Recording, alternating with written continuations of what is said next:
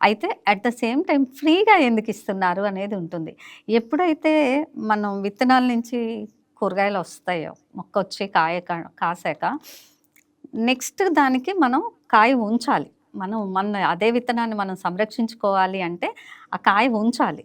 ఉంచితే ఆ చెట్టు నుంచి మనం ఇంకా ఫ్రూటింగ్ తీసుకోలేం. తక్కువైపోతుంది. సో, దానివల్ల మనం ఎక్కువగా ప్రోత్సహించాలి అనే ఉద్దేశ్యంతో అంటే కొనుక్కున్నప్పుడు ఒక మొక్కే పెడతారు. ఫ్రీగా 4 ఇచ్చామనుకోండి, ఇది ఇచ్చారు కదా! వేస్ట్ చేయటం ఎందుకు అన్న ఉద్దేశ్యంతో కనీసం అలా పెంచుతారు అనే ఉద్దేశ్యం. ప్లస్ దానివల్ల వాళ్ళకి కూడా ఆహారం సరిపడా అంటే ఇప్పుడు ఒక ఇంటికి ఒక మొక్క ఇప్పుడు సపోజ్ బెండకాయలున్నాయనుకోండి, ఆ బెండకాయలకి ఒక కుటుంబంలో నలుగురుంటే ఎన్ని మొక్కలు పెంచాలి? ఎందుకంటే ఏదో ఒక మొక్కేసి కూర్చుంటే దాన్ని చూసుకోవడమే అవుతుంది గానీ, దానికి సరిపడా ఇంటిల్లిపాదికి సరిపడా కూరకి సరిపోదు.